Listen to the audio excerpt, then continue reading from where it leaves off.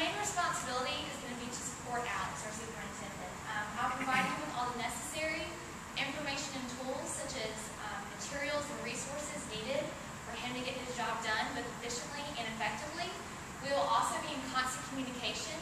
I'll be updating him with all documents such as RFIs, change orders, scheduling changes, as well as as-built drawings, which we have incorporated into a BIM model, not just for Alex's use, but for your use also. It's our goal to keep the project on track, on time, and within budget. I'll also emphasize job site leadership. I believe that emerging as a leader contributes to a positive and safe work environment, both within our team and our workforce. A few examples of how I will emerge as a leader will be in conflict resolution, cost control, leading OAC meetings, and also leading schedule meetings with our superintendent, Alex. Touching on each, conflict resolution, nothing is going to get swept under the rug. If there is a conflict or an issue, it will be identified as soon as possible, and we will take the necessary actions to resolve that conflict. With cost control, I'll be generating a cost report monthly. If you have any concerns, you can come to me at any time, and we can sit down and go over the budget with you. Again, this is reinforcing our open book policy. I'll also lead OAC meetings. We'll have a set agenda for each meeting. Again, this is just to make sure we're all on the same page and effectively communicating. And if there is a conflict or an issue, this is a great time and place to resolve that issue. Speaking of meetings, I'll also be heading the project schedule meetings. We realize that the schedule is dynamic, but we're confident in our knowledge of sequencing and know how to get the job done. Again, we want the project to be on track and on time. It's my job to make sure that the workers are there when they say they're going to be there and ready to work. And touching on the schedule, I'd like to walk through the schedule with you and touch on a few milestones. As you requested, we have started on December 1st, 2011.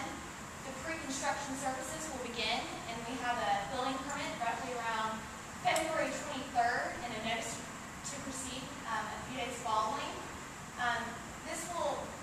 After this, we'll let loose on the utilities and the foundations and structure.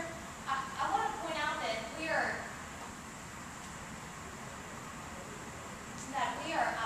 doing the construction in one phase, but we're dividing it into two zones, designating it as Zone A and Zone B.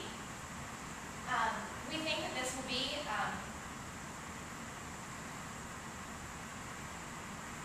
one project you got roof drying halfway through the project, and you got finishes coming in after that. And as you can see, this will allow for the most exciting date, the certificate of occupancy, which will be March 12th, and then a month later we will have the owner move-in.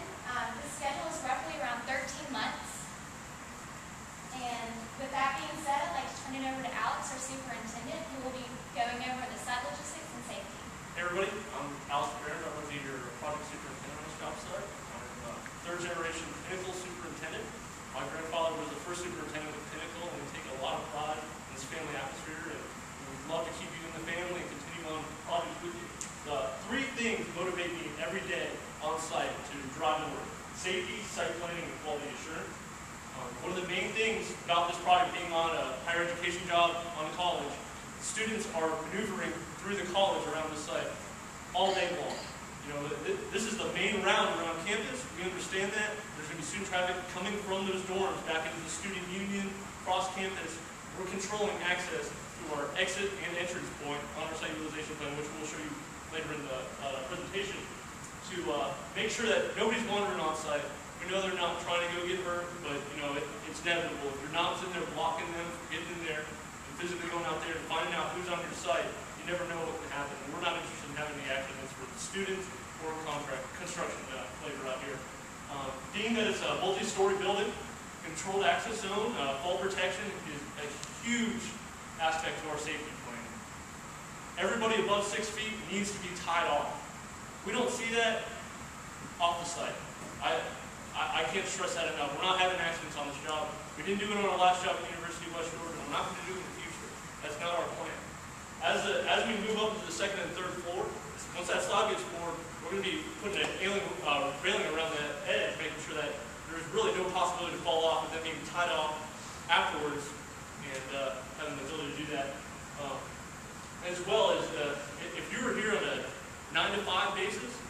planning on you never seeing our concrete pours.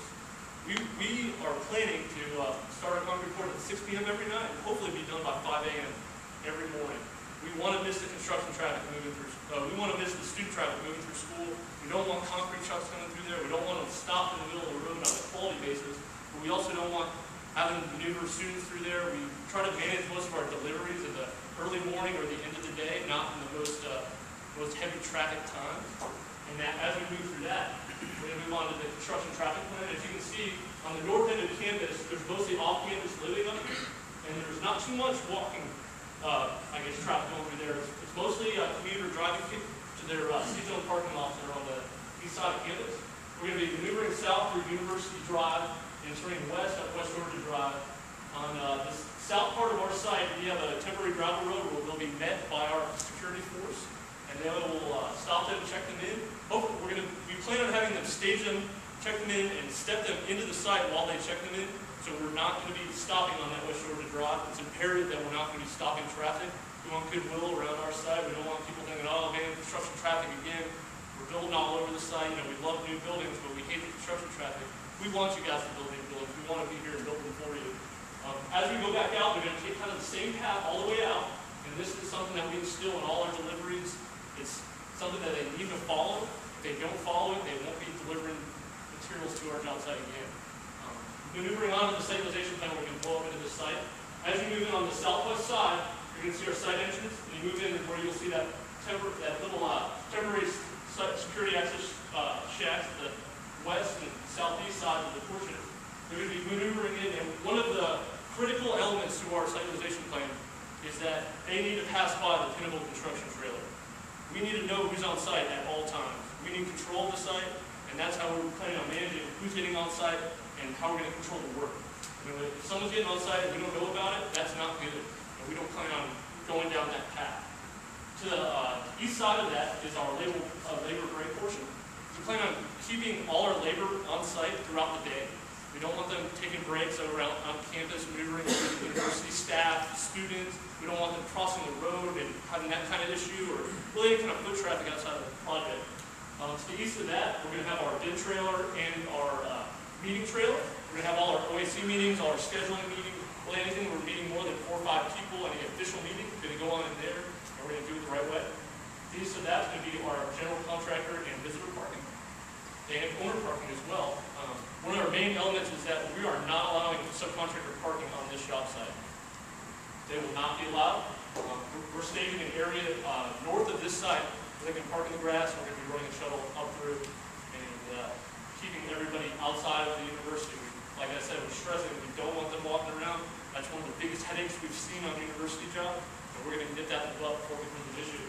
To the east of that is our Connex. We're going to be storing all kinds of any kind of expensive material before we need to bring it in, all our supplies. We're going to lock it in there before we can lock it into the building. To the north of that is our waste trailer and our recycling trailer. All our recycling is commingled, and we understand this isn't a lead job. We aren't pursuing lead, but we as a company have taken a stance at trying to improve all our sustainability practices. These kind of practices are things that if you decide to go with a lead job in the future, this is standard practice for us. We do waste management plans on every job. We're trying to improve the diverted material on every job. Hopefully on your next project, when you guys go with that, and we can go and assist you with going with that, we can manage it effectively. That's something that we love doing. We love it. And coming around the south, the exit, our construction fence was in right around with the silk fence as well. And then, 3 of the key challenges on site are we're going to run into. Early release in the packages, as Jimmy was talking about earlier, is the site work in steel. We need to get out of the ground. Because getting out of the ground means we're topping out, means we're driving the building, means we're mobilizing trades through the building. And that's when we can get everybody on site, we can get people moving through all areas of the building and really get moving on this thing. As well as steel's going to be falling behind, we need to push them. We're going for it. Preconstruction does a great job of pre-qualifying. We don't work with too many people on our important clients that we haven't worked with before. We know them. They work well. We can get them expedited materials. We get them on site. They're great. Our subcontractors do an amazing job. Material access. The southeast curtain wall is going to be exposed through the project. We're going to leave that open. We're going to be staging material and moving it up to the second and third floor through that exposed curtain wall. The most important part of that is we don't want to make the staircase a choke point through the project. We want a free-flowing material delivery into our project, and that's one of the things that really is kind of a telling point for newer contractors that don't really understand that kind of staging. In the corridors, we have a lot of above ceiling work. We have some large round duct up there. We're going to roll that into our BIM department, and they're going to take care of it. They do a lot of data centers. They see some serious stuff up in the ceiling, and they flush out all those field conditions before they go up the field. Our whole BIM mindset is that they address the field conditions in that BIM model before it becomes an actual field condition. They construct it on that computer, but we construct it in the field. Moving on is the quality assurance. Acceptable quality on this job is premium quality. I know Andrew earlier was saying a level 5 finish in the job. They're not level 5 finish, he misspoke. We inspect them like they're level 5 finishes. We white glove everything there. We get right up on those walls, on the finishes. We don't want low quality work on this job. We are proud of our work that we install, and we're excited to install it. Along with that, we plan on there being no punch list items. That's something that we instill in everybody here. Our entire field staff comes through and they self-punch it. They have a completion list that they address through. And items that do fall on the punch list are arbitrary items. In my case, that the architect needs to throw on to make sure they're doing their job, and we can knock them out within a week and get you guys rolling and substantial completion. Excellent project. And beyond that, we have a do-what-it-takes attitude, and we take that to the field. You guys give us commitments, you give us any kind of direction, and we're ready to go and knock it out of the park and take it to the next level. And that's something that comes top-down from Caitlyn, and I want to throw it back to her to finish it off. Thank you, Alex. And again, thank you guys for your time. As you can see, we're fired up about this project. We want this project, and we're confident that we're really the team that's really going to make this project another success on West Georgia's campus. So why Pinnacle? Throughout the presentation, I think you can see what really sets us apart and what's important to us here at Pinnacle. A few of these were our emphasis on safety. Safety is something that we never cut corners on, and it's really part of our culture here at Pinnacle. Another thing is our dedication to innovation. As we kind of discussed, we're always looking for ways to save you, the owner, money, save time, and also just any kind of cutting-edge technology that we can utilize to make this project smooth and efficient and ultimately the highest quality product in the end. And finally, the thing that sets us apart most at Pinnacle is our commitment to you. We are committed to the University of West Georgia, and we are committed to building this relationship further, continuing the relationship we've kind of already started. So thank you again, and we look forward to hopefully continuing and working with you guys here soon. And at this time, I'd like to open the floor to questions, and we'd love to answer them.